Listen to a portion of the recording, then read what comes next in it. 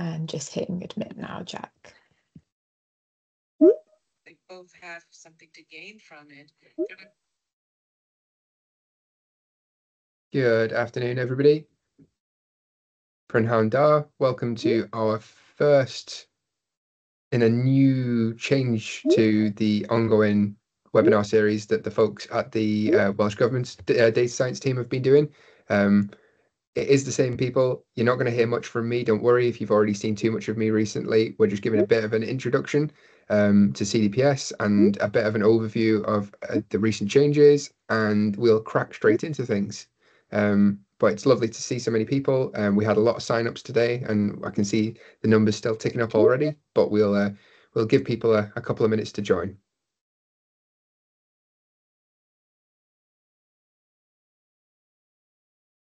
Here we go. Yeah, people are still joining.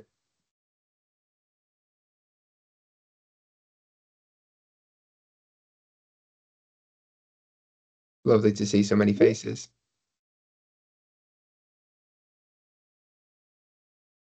I always worry as it ticks past 12 o'clock. My Borodar is all right, I think, but my Prynhawn da, I always second guess myself. I'm not as good as the afternoons.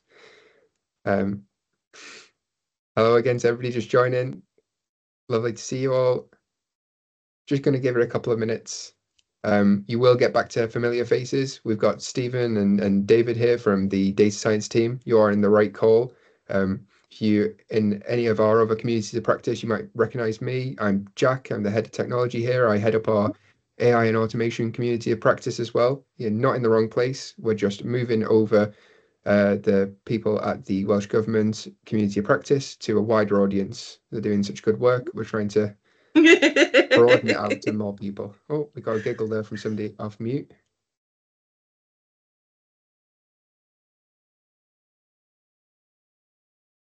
Here we go. We're still getting more people into. Excellent stuff.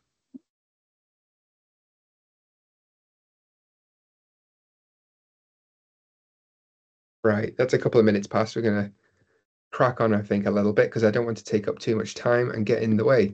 So, like I said before, Prynhawn da, thank you very much for coming. Welcome to, this is the first time that we in CDPS have provided a bit of a platform for the existing data science team at the Welsh Government. We're giving them access to more people, hopefully, bringing what they're doing to a wider audience, and we're going to help to try and build a community across Wales, do what they've been, take what they've learned along with Data Cymru and help pass that on to other people so they can start using data science in their own lines of business, in their own organizations, and share what we've learned, crack on with it across the sector. So we in CDPS have a bit more of a central remit than other parts of the Welsh public sector. We cover the Welsh Government, but also arm's length bodies and the local government, anybody in the public sector, third sector, housing, anybody building digital public services, we try to support in any way that we can. Stephen, David, and the rest of the team have been doing some excellent work in the Welsh Government. They've set up a more modern data science capability. I've already seen some of the work that they've been doing. A lot of the people here won't be new, and you'll already be waiting to catch up with the latest updates from them. But going forwards, we're going to be making this into more of a community where you'll all be able to contribute and to determine what it is that we talk about in these sessions going forwards. So I'm not going to hang around too much. I will be here for any questions. I'll probably pop back in at the end. We'll be keeping an eye on the chat, but the highlights are contribute, tell us in the chat if there's anything that you want to see specifically, and reach out to anybody at CDPS or from the team here. I'm sure they'll be more than happy to take your queries. And going forwards, same time, same place, third Wednesday of the month at 12 o'clock, keeping that consistent, and the same folks from the team that you're used to will be presenting it. But other than that, share far and wide. If you've got people from outside your normal kind of the normal attendees, share it with them, get them invited along. Excellent stuff. Stephen, I think I'm passing over to you now. Yeah, thanks, Jack. I'll just share my screen. Everyone can hear me okay? Yeah. Yep. Great.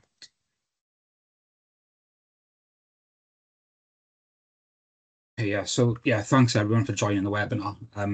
So I'm going to talk about how we've embedded data science in Welsh Government. As Jack mentioned, there's some colleagues from the team in the chat as well. So if you want to ask questions as we go through, feel free to drop them in there, and hopefully David or one of the other team members can sort of like pick up.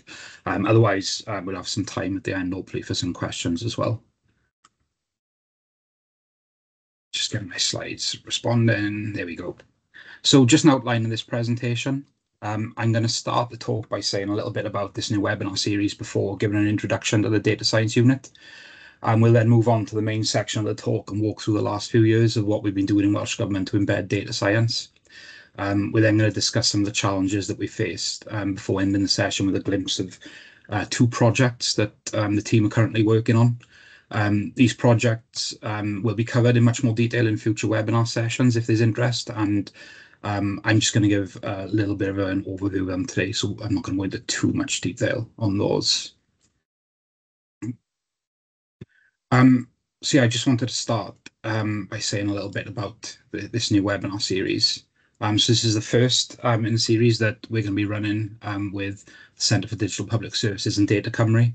As Jack said, it's the 3rd Wednesday of every month. The webinar will focus on showing like real examples of project work through project spotlight talks. Sometimes these might last like the full 30 to 40 minutes. And we also have the option of kind of like presenting more talks in a session, have sort of shorter 15 minutes items as well. And while the data science unit will kind of get things going, we're really keen to get other contributors from other organisations as soon as we can, really, so that attendees then come into these sessions can see sort of all the good work that's going on right across the Welsh public sector. So to introduce the data science unit, for those who don't already know us, the team was set up in April 2020, and we're quite small. Numbers have fluctuated between 3 and 6 over the last couple of years. Our core function is to deliver data science projects to other teams in Welsh Government, and also promote it within the organisation to sort of identify opportunities and to make an impact. For anyone on the call who might not be too familiar with data science, then the reality is it can look quite different in different places, in different departments and areas. Broadly though, data scientists will work on sort of all forms of data, whether structured or not. They'll typically use a range of techniques from AI, machine learning, natural language processing, and so on. They also carry out research and development with data, so experimenting with new techniques or methods, and trying to find novel ways of sort of doing things with data. And they try and apply cutting edge techniques as well to solve business problems. So the data science unit in Welsh Government, we have 3 sort of core goals that underpin everything that we do. And these goals keep us sort of focused and always give us a means to reflect on the work that we do and understand how it fits into our objectives. Put it down for me. Delivering project work, developing infrastructure and tools, and building data science capability. I've also used these in the next section of the talk, where we'll step through the last couple of years in Welsh Government in terms of data science, and give an overview of how data science has evolved within these 3 categories. And yeah, we'll start that now. So I'm going to begin it by setting the scene a bit and describe the sort of state of play in Welsh Government at the beginning of 2020. So the organisation had little awareness of data science and how it could be used to sort of benefit us. There were analysts who had experience kind of working with open source tools such as R and Python, but this was typically from previous roles or university experience. R and Python had been requested for a number of years by staff on a sort of individual basis, but it wasn't allowed on the corporate network. So it kind of wasn't possible to use these languages in Welsh Government before then. But there were exceptions. We have a data acquisition and linking for research team. And this team worked closely with Swansea Uni on the Sale Data Bank and had access to Swansea University virtual machines to work on data. And those environments did have R and Python. So there were some people who were kind of able to use R and Python around that time. In terms of staff skills and capability in data science, there was no real reason to conduct training or things like that, because the tools are not available. So there's no sort of point investing in that. Analysts across the organisation used a mix of Excel, Access, SPSS, SAS and Stata for data processing and analysis. In 2020, sort of many government departments had already started using open source software and even growing their own sort of data science functions. So that this sort of left a widening gap then between Welsh Government and other organisations. So in 2020, a small data science team was set up to focus on introducing and promoting data science. I came over from the ONS Data Science campus to help John Morris set up the team, and filled 2 positions then in that team with staff who were already working in Welsh Government and had some R and Python experience. The initial priority of the team was to get access to tools appropriate for data science and have these available to other staff then in Welsh Government to kind of undertake data work. We started a project with our IT services to work on data science infrastructure and tooling, and we split this down into 2 phases, which I'll go into a bit more detail on the next slide. The project started small, and a single virtual machine was created that acted as a shared resource for the data science unit to carry out some controlled testing of R and Python on our corporate network. And we'll see a little bit more about that environment as well in a slide or 2. So during this development work on the infrastructure side of things, we were pretty limited in what projects we could start, and we focused on a few small projects that used public data, and we used off-network machines then as well, to kind of put some examples together. To start our activities and supporting capability across the rest of the organisation, we started to run sessions raising the profile of data science and giving examples of how teams in Welsh Government could benefit from having data science. We set up a Teams channel that was used to discuss open source tools and begin forming a bit of a support network amongst like the analysts in Welsh Government. We ran some practical sessions showing basic R and Python code, but obviously we were limited by the fact that the infrastructure project was still ongoing, and we didn't have an environment at that time that was kind of open to the wider organisation.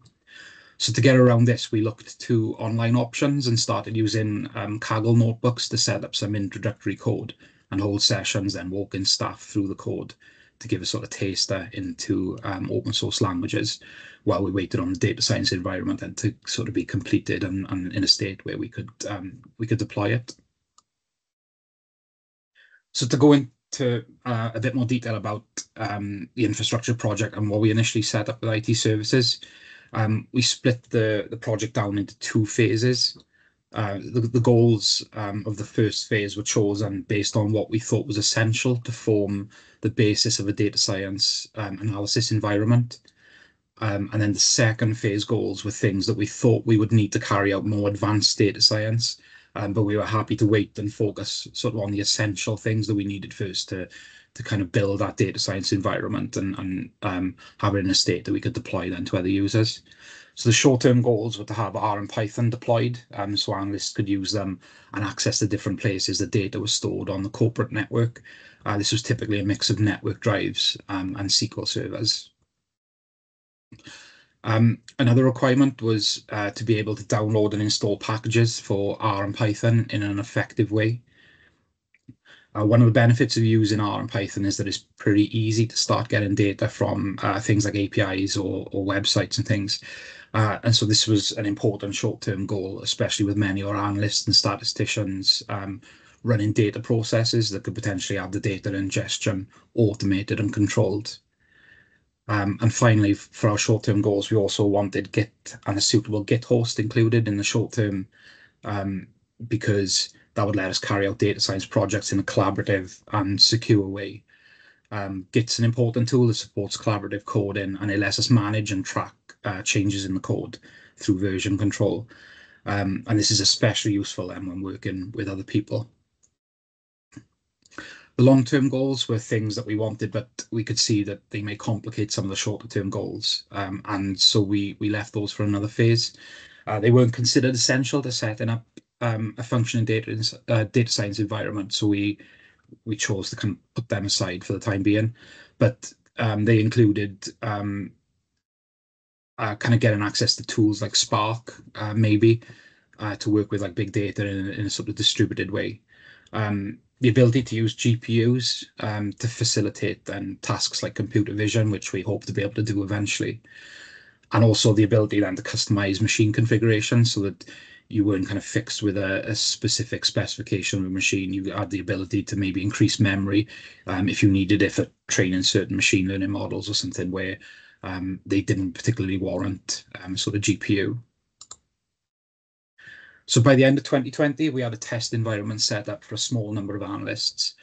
Each user could use their laptops to log into a shared virtual machine through a test account. The virtual machine could access a single shared drive where data could be stored securely. And R and Python packages were also manually sort of downloaded to this area and then used to kind of perform local installs. So this was far from sort of ideal, and obviously it isn't a scalable solution. It also required the managing of a second user account for everyone, and it didn't connect to the main internal data stores, which are our SQL servers. But it did give us an environment that could be tested alongside our IT services, and also start to develop project work involving automation and reproducible analytical pipelines that we could then use to promote the benefits of open source tools like R and Python. So through 2021 then we worked on meeting the short-term goals, and we developed our infrastructure and came up with a product which I'm going to talk about in more detail on the next slide. But we call these our data science desktops.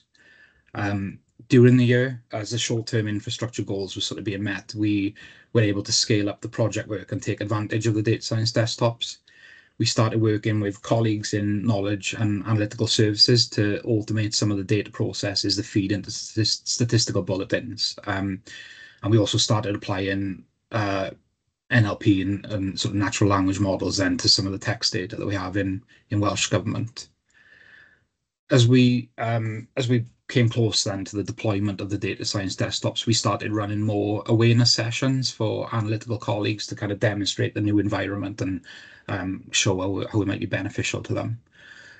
We also started testing with volunteers from other areas with R or Python experience who helped us then debug issues with the new platform and give us feedback, particularly on like documentation and guides that we were putting together to kind of go alongside the deployment of this environment. The data science unit also started to recruit to fill some of the vacant positions that we had at that time. And to do this, we kind of lent on resources that are already there across government and managed to kind of fill positions with the ONS data science graduate scheme. So that was really helpful. So yeah, by the start of 2022, we had launched the data science desktops, and the number of users hit around 30 people. So by using the single shared machine that I talked about before and the test accounts, IT services had a much clearer idea of how the infrastructure would be used in practice, and we were able to make several improvements then for our data science desktops. There are a series of virtual machines or cloud desktops that come preloaded with R, Python, SQL Server Management Studio, and a few other tools as well, like Git as well. Git's included in that now. Each user has their own virtual machine instance, and they can access this directly with their standard sort of Windows account then. The data science desktops are connected to network drives and SQL servers that hold all our also corporate data. And they have restricted internet access with a green list then of approved URLs. So, for example, the R and Python package managers, Pipey and Cran, are part of that sort of greenlisted websites, as well as then certain APIs that we use to kind of pull data from. So we have sort of control then over what sites are accessible from that environment. So yeah, starting in 2022, the only short-term goal that kind of was left on our list was to have Git installed and have the data science desktop have a Git host that we could use. And discussions were ongoing at that point with IT around that. But in March of 2022, the data science unit parked all their sort of current workload and were asked to support the Homes for Ukraine scheme. This put the infrastructure project and several other things on hold for the best part of a year. The Homes for Ukraine work was the first real live test of the data science desktop infrastructure and how it could like exist as a sort of crucial platform underpinning like a really important operational process. The daily data processing pipelines that was established for the Homes for Ukraine scheme brought visa application data in from UK government, processed the data, and then produced hundreds of files each day for stakeholders such as local authorities and health boards. So later in the year, a project to create the data visualization service was completed, and that allowed internal Power BI dashboards to be shared. One of the first uses of this new service was a dashboard to share real-time data for the Ukraine project with policy colleagues. So while the data science unit focused on setting up and managing those data flows, other analysts in the organisation across knowledge, analytical services and others as well started to use the data science desktops to replace data processes in their teams. In terms of capability, toward the end of 2022, the data science unit held the first data science lunchtime seminar session, which has now sort of evolved into this new series. And the first session we kind of put together was about the data science desktops and again, kind of more examples of like basic R and Python use and examples of how to connect to our data sources and pull data in and things like that. Knowledge and Analytical Services in Welsh Government also placed some existing staff onto the ONS graduate scheme as well to upskill in data science, which again was a good thing. So the Homes for Ukraine project also accelerated the discussions around having Git and a Git host, which were crucial for the sort of fast-paced development needed to set up the data pipelines. The development initially started with 3 data scientists working on a network drive, and it hit all the sort of problems you might expect with that in terms of people changing things and clashing with what other people were doing while they were trying to run sort of live code. So the Git host we adopted to get around this was a secure on-network instance of Azure DevOps. Another benefit of having DevOps was the board's functionality, and then that brought like the ability to plan our sprints and track our coding tasks and keep better visibility across the team on the work that was kind of going on. More widely, introducing Git and DevOps posed another problem. Many of the analytical staff in Welsh Government were just starting to move to R and Python, away from things like Excel and Access and SPSS and those sort of proprietary tools. And we recognise that there's a bit of a learning curve with Git, and new users can often struggle with it initially. So to mitigate this risk, as we started to roll out Git and DevOps, we kind of limited it to people who had either had previous experience or had spent time undertaking some like recent Git version control training.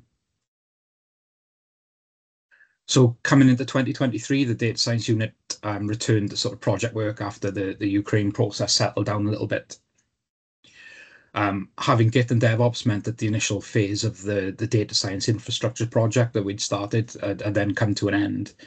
And we started to set our sights then on the sort of longer term goals that we kind of drew up at the start. While we had the data science desktops as a data science platform available to like all staff in the organisation, we wanted the means to undertake sort of more advanced data science project work that might need sort of bespoke infrastructure and underpinning it. So we agreed with IT services to have an Azure subscription set up as an off-network sandbox, and then use that to develop several proof of concepts into how an Azure subscription could be used for data science and the sort of types of things we could develop if we had access to something like that on network. The Azure portal subscription was not connected to the corporate network, and so we used dummy data and public data to put together sort of toy examples for things like scheduling code, working with satellite data, setting up APIs for external data use, and the ability to also deploy web apps that we've developed in our Shiny and Streamlit. The web app development was the first sort of one of these examples then that were chosen to be sort of productionized on the Welsh Government network, and that at the moment is still sort of underway. By the end of 2023, we had roughly 150 users on the data science desktop, so that was really, really good. And we were increasingly seeing requests come in from areas outside of our sort of main user group, which were knowledge and analytical services, as well as us in the data science unit. The data science seminar series continued and moved away from the introductory sessions on RAP and certain techniques that we kind of started with, and they became more focused on sharing actual data science project work again, which was a really nice sort of result. We also continue to upskill a small number of staff by relying on like the ONS graduate scheme and other things like that as well. And so I guess that brings us to this year. So halfway through 2024, and now we have over 200 users internally of the data science desktop environment. The data science unit have access to a new sort of corporate Azure subscription that we're using for more advanced data science work as well, such as computer vision applications and large language models as well. And the two projects I'm going to talk about at the end will cover both of these things. More widely in Welsh Government, we're seeing teams using R and Python much more, and new projects are defaulting to those open source tools as well. So that kind of gives us an indication of the success of these tools. In terms of capability, this year we've started to see other parts of the organization deliver their own training on data science tools, which is another really great thing. And ourselves in the data science unit, we've launched an internal mentoring scheme as well for staff to kind of get dedicated support and help in delivering data science products for their areas. So we're really pleased with the progress we've made over the last few years, but it has felt slow at times, and there have been challenges. I hope that sort of by sharing some of these, they might resonate with other people who've had similar experiences trying to get new tools and things on network, and also they might help people out if they are thinking about going through a similar sort of transformation. So firstly, the infrastructure challenges have been significant. When it comes down to it, we've been completely dependent on IT services to make a lot of the changes happen. Our IT services are incredibly busy, like I'm sure everyone's are. And they do so much behind the scenes that you kind of want to do as much as you can to help them out when making these sorts of requests.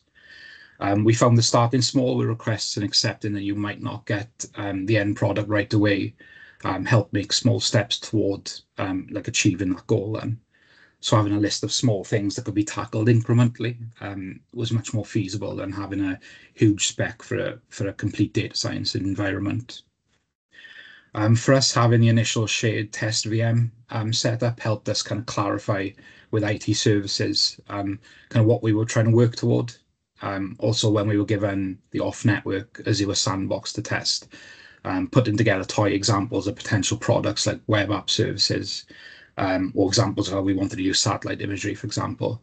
They were really useful in being able to demonstrate to IT services what we were working toward. We found it particularly hard at the beginning to describe what we wanted in terms that we're familiar with IT. In our case, our request to have R or Python connected to our live SQL server sent like alarm bells ringing in IT services who thought that we wanted to connect to data in a live service or live platform, whereas we sort of use that term slightly differently, and we just mean our sort of production data server rather than our test data server. So just kind of like understanding that there's differences in the terminology between the sort of two different technical aspects. We really found it useful at different stages to kind of list the things that we wanted and then prioritize them.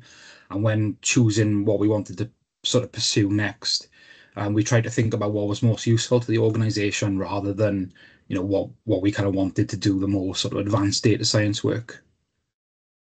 And obviously it also didn't hurt that things like Homes for Ukraine, where we could make like cases that how important sort of Git was to keeping our work robust, to kind of make use of those sorts of opportunities as well. So I'm just going to skip a slide or two and talk about our data science project process a little bit.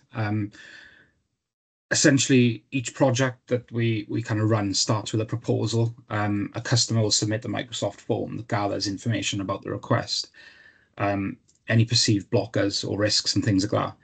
They'll also tell us about the potential impact of the project. Will it contribute to meeting sort of key Welsh Government targets or goals, or will it save an estimated, X number of pounds or whatever. The project starts with a sort of discovery phase that aim to do two things. It first develops like a proof of concept to kind of test the feasibility of what people are asking us to do. And this will then let us sort of make a decision on whether we're committed, whether it's worth kind of committing the resources. And the other thing that we try to do as part of the discovery is address any risks or blockers, and again, improve the chances of success on that project.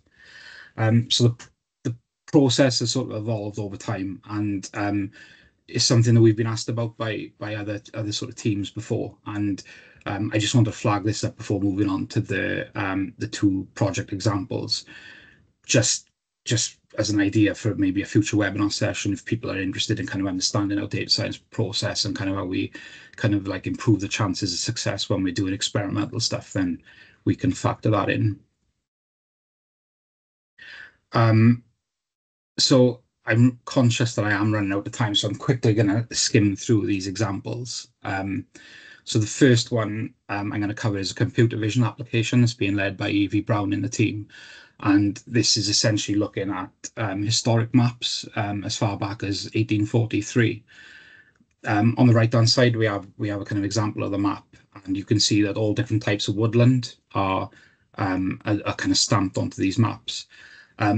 So the interest in these maps is that the data could be extremely useful to colleagues considering strategies for replantation, but very difficult to analyse in its current form.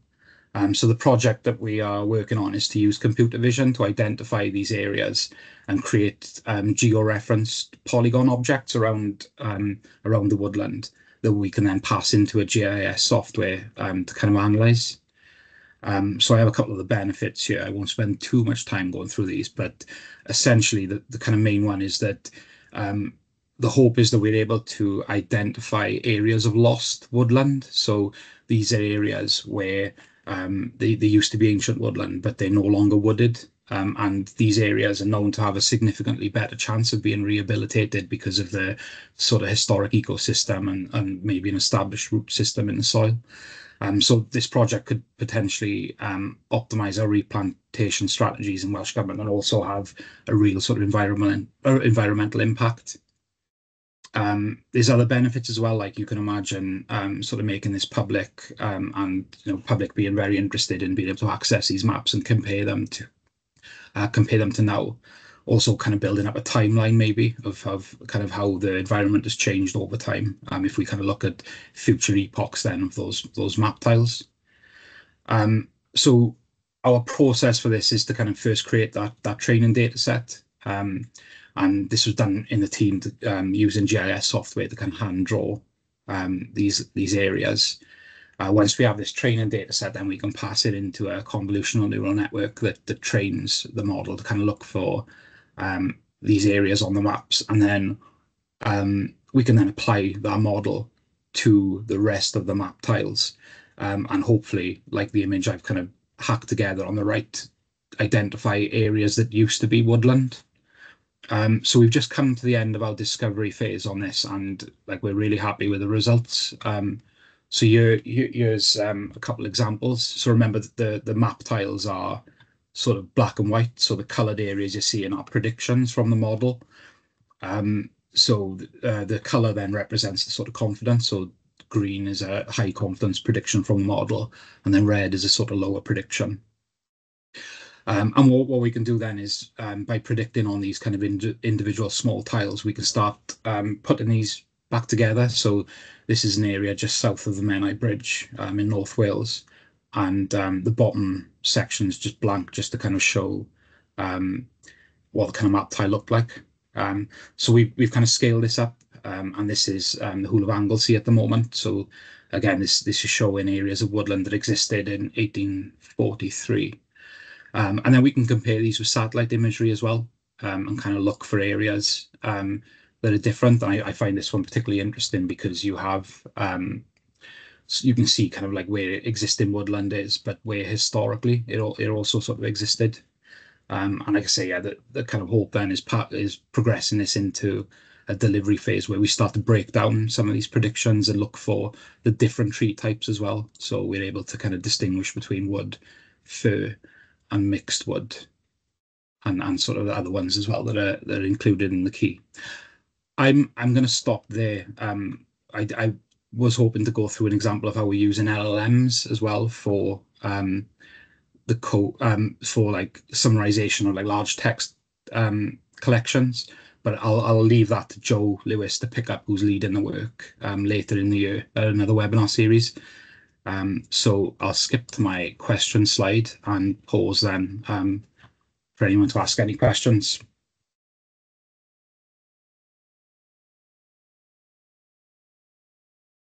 Keeping people keen there, Stephen. Sorry, Jack. You're keeping people keen there with teasing the LLMs. I think that's a good. Yeah, rather than rush through it. Yeah, that's what I thought. Open people to come back to future sessions because it is really fascinating stuff as well. We've got a question from Adam. Yeah, thanks. Steve, have you done anything to